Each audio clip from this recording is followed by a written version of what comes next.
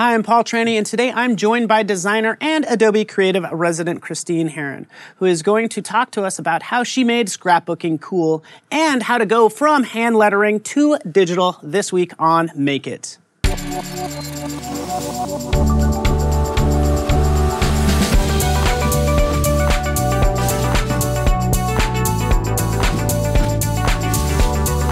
Christine, so good to have you here. Thanks, welcome. Paul. Of course, you've spent plenty of time here at the Adobe offices. Good to have you. Christine is, of course, a designer, right? I don't know if you call yourself hand letterer or... Graphic designer, hand letterer. How long have you been doing design? 10 years? 10 years? I have a background in publishing, so I have been working in paper and all Yes, that. and you were actually a script writer in Manila for a TV show, by the way. I just found this out.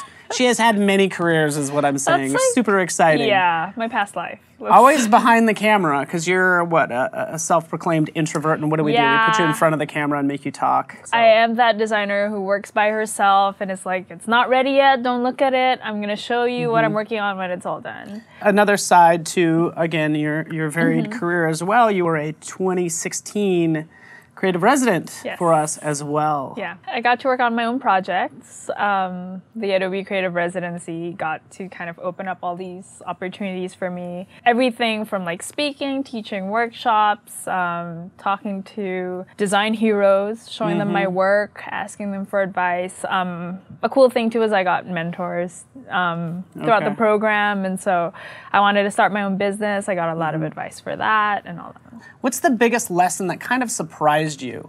I think it was the social stuff. And the fact that the social stuff wasn't as scary as I thought it would be.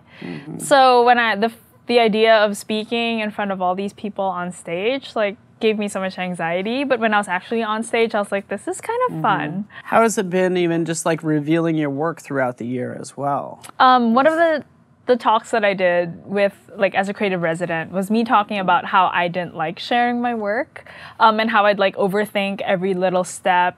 So I'd show them like the finished product and I'm like, it took me this long to get here.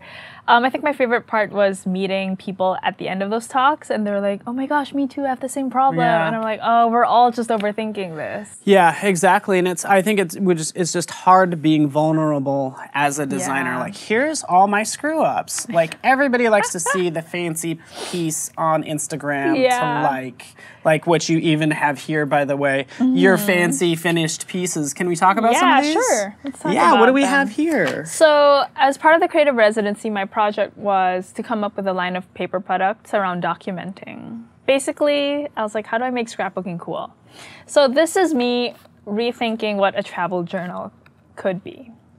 So this is pretty elaborate. It's a travel journal kit. I'll open it this way because I don't want to break the filling bag. But it just has a ton of things in it. Clear stamps, which we'll play with later. Yeah, awesome. Clear stamps.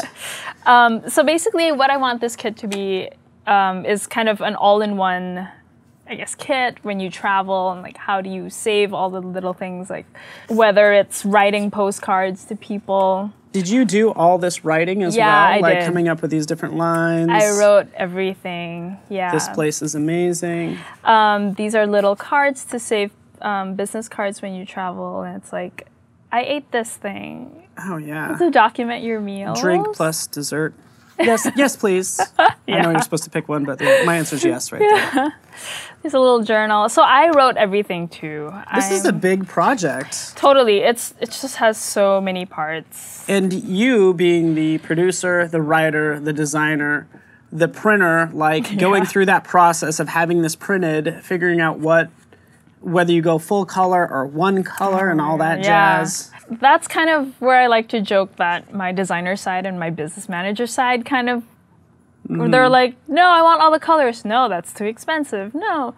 I'd say my designer side won this one. Which means it's expensive. It's like so expensive. No, it's worth it is what it is. Because designers appreciate the details and some of this. And that's true. They do get it. My favorite part, though, is this booklet that has like a lot of journaling prompts. And this is where I really went all out and wrote a lot of things. It's like, how do you document your trip with an A to Z of the things you see in a new city. Just things for people to think about. Well, and what I like about this is I think it's easy as a designer just to make a book look pretty. Yeah. But you're thinking about, at a higher level, the thinking around what a travel journal could be and scrapping booking could be. Yeah, and I knew that I didn't want it to just be a notebook. So I'm like, what if it's a box? And when, as designers, we collect a lot of things when we go to, when we travel. So I'm like, what if it's a box and you can just throw it all in at the end of your trip and you're like, good to go. And you are good to go. Yeah. And again, in a day and age where everything is digital and almost like easy to brush aside, easy to scroll past. Here's something you have physical that will mark a moment in your life, which is cool. Yeah, and it takes longer to really sit down and decide to write something, make something with your hands, and then that makes the memory kind of more, I don't know, you remember it more because you wrote it down. How important do you think even writing is to a designer? Oh, totally. Like writing... I mean, it sounds simple, but it's kind of a big... I mean, like how they say if you're a designer, it's cool that you can make things out of nothing, but also if you are a writer, like you can already come up with your own content to design. And at the end of the day, you're just communicating an idea. Yeah. And you're like a mix of both. Yes, writing, yes, designing, and then you get into like the hand lettering. I know you have like a little postcard over there underneath that. I do have some. Because we're hoping you will dive into some of this. We want you to do some of this for us. Yeah, I'll show you my workflow. So yeah, this is just my handwriting with cool tools. Mostly brush pens that I'll show you later, but yeah. Yeah, super cool. I want to dive into this right now if you don't mind, and we'll talk some more. I think you've just been a fantastic resident, so just like super happy to have you here and to put you to work, because that's what we're going to do right now. We're going to go over here. Okay. Put you to work. Yeah. Let's do it. All right, so I'm super excited that you're here. Obviously, you brought some stuff. Thanks, Paul. Yes. Show us, I don't know if you can show us kind of how you work or typically create. I know it's kind of evolved over the course of the year or so. Yeah. So. One thing that I love is kind of bringing my hand lettering or some kind of handmade element into my digital designs. So essentially we have a phrase that we're going to go with. We just kind of thought it up, going to throw it at you. What did we decide on? Summer in the city. Summer in the city. Here we are in beautiful San Francisco. So the three main things that I use for hand lettering are these felt tip pens. This is kind of where I learned to really play with brush lettering. It's just a regular dual felt tip pen. Okay. This is kind of where a brush tip and then a more exact tip on the other side. Yep. And then purple. For, I guess, bigger lettering, I love these jumbo Sharpies just because they're fun. When I want that super brushy effect, I use an actual brush. So this is a Pentel Kuretake brush pen. It really has that texture that we want. Yeah, I like that. That's nice. Yeah, so I guess we can try with all three. And our phrase, Summer in the City. Summer in the City. Okay. This is just, of course, your handwriting, your signature is naturally built into this. Yeah. Unlike using a font or something. Is your tendency to make it perfect here? And you're like, oh, I must make it perfect. But really, you can just again, once it's digital, if you're going to go that way. I tend to make the strokes perfect here.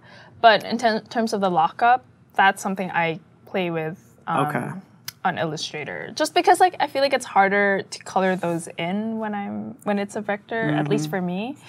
I love that S, by the way.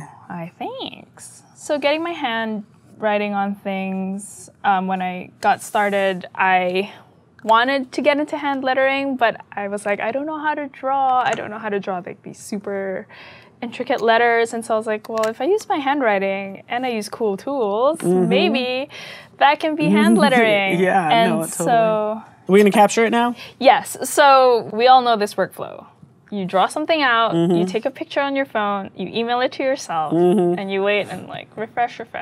So I also end up using Capture, which is so much quicker than emailing pictures to yourself. Adobe Capture, CC, iOS, Android allows you to capture shapes, patterns, colors. You can see all the good stuff. I'm just going to grab them all and then we can decide which one we want to use. So, Paul, which one do you want to use? I like the middle one. It's nice and clean. Me too. Good. That's cool. Shortcut. Just crop it out. Boom. Boom. Next. You do have to, those are sound effects that we're adding. Yeah. So this is interesting. So in terms of the cleanliness or the smoothing off, can you turn smoothing on? So again, just kind of, actually it looks good with it off. I know. I've noticed in some cases it really helps out when you're just like sketching out something with a pencil, it smooths it out, but yeah, it's really good. I like it off. All right, next. Okay. Saves your original photo, which is cool. So you can adjust that. You're syncing it to your Creative Cloud library. Yep, it's on my Boom. Creative Cloud. So this is one way I do it. Another way too is I just go directly in Sketch. Ever since they came out with the iPad Pencil, Apple Pencil, it's cut my workflow so much. Here's my sketch.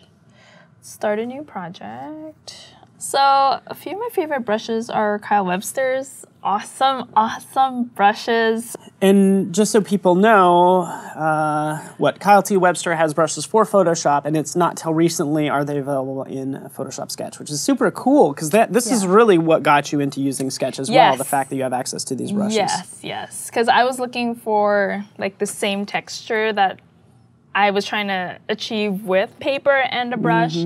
And I realized, I can just use these and go straight digital. So. Right? Yeah. Yeah, it's like legit palm rejection as well. Like that used to be an issue, like in terms of making sure your palm doesn't get red as a stroke. Yeah. So this is nice. It almost looks like it got wet. Okay. Send it straight to Illustrator. And just to point out, right, like all the other fantastic brushes, like literally that acrylic brush looks like acrylic. The watercolor, as you know. Look. Yeah. You want to play with it? Let's see. Pick a color and just lay that down and. Look at that. Right. Just so people get an idea. Watercolor, which will actually start bleeding. Can we zoom in on that? Yeah. Ooh. So we can see it start to. And then you can dry it, as it says right there. Hey, you want to dry it? So if you didn't dry it, you can actually have these. If you laid another color on top, it'll bleed into it. Oh. Yeah, that happens. I'm learning new things. Right, that's why we're here. So now do that, and now put on a red or something on top of it, or a different color. Yep, put it over there at the top. See it move? Yeah. It's moving. Okay. It's awesome. So yeah, we'll shift gears. I guess we'll head into laptop. Yeah. Should we do that? Top on. If we go to my library, yeah, our captured shape is here. Bam. Easy enough. We just take advantage. Like, we've known about this for a while. Yeah. I'm like, yeah, that's pretty cool. I was like, no, you didn't have to, like you were saying, you didn't have to, like, scan it in and, like, email it to yourself and then... Fix it in Photoshop. Yeah, like, clean it up in Photoshop. Throw it in. And then do a, live paint, image trace. Yeah, exactly. Yeah. So we're just like, oh, here it is. It's kind of part of a series. I know you have some other illustrations or designs kind of in the same vein. Yeah. So I was recently working on... some summer stamps. So these are illustrations that I did on the iPad. It's the typical, like, my style, which is a mix of graphic shapes with something hand-lettered, whether it's a doodle or it's a phrase that I write out. And this is what it becomes. Yeah, let's set these down here. Maybe we can... So these are clear stamp sets. I've never seen clear stamps before, by the way. I'm not in the industry of scrapbooking, which is... blowing my mind right now. Yay. Hook me up. Okay, I'll show you how they work. So usually you stick them onto clear blocks. I thought regular clear blocks were boring, so I got neon ones just because. So one for you, one for me. We have some ink pads too. So how these work are, pick one. I will take the towel or even a fish. Okay. Or the popsicle. No, I'll give you the fish. Fish it is. Boom. Okay. I'll be this underwater explorer. So these are kind of like window cling material. They just stick onto a clear block like that. And the cool thing is, you can try to ink it up. It now becomes a stamp. Yeah. Underwater Work it. Explorer. Underwater Explorer. Let me put some little fish around that. Boom. Little guys. There you go. Yeah. So, let's see. I should use the hand-lettered one. Okay. Oh, I love it. Okay. Just sticking this on. So you can imagine how I wrote this out on a piece of paper, and now it's a physical thing. It becomes handmade all over again. Boom. There Yeah. it is. Us as designers, you know, if you think graphic design, it's like, okay, I'm going to work on the computer. Yeah. I'm going to create something. I'm going to have access to all these ridiculous fonts, but only use like 5. Right? Yeah. And then you notice this whole trend, you're really on the cutting edge of it, of hand lettering and things made naturally, again, with your own hand or simulating that. Yeah. And then actually having these physical objects, right? Because everything's so digital. So is that Yeah. kind of... It that appeals to you, being able to have Yeah. maybe one of something that was maybe made, or I like, because I have a background in publishing, as I said, I like that whatever I'm working on the computer becomes a real thing at the end. yeah, So- exactly, and still having that flexibility. All right, so I like these stamps so much, I figure why not? On my skin, because I can, right? Boom. And I made a mess, of course. It's all right. Nice. Yeah, got a that little works. flair. That's what's going on. That's the C. But Yeah, thank you so much. So shout out to where we can find some of this stuff.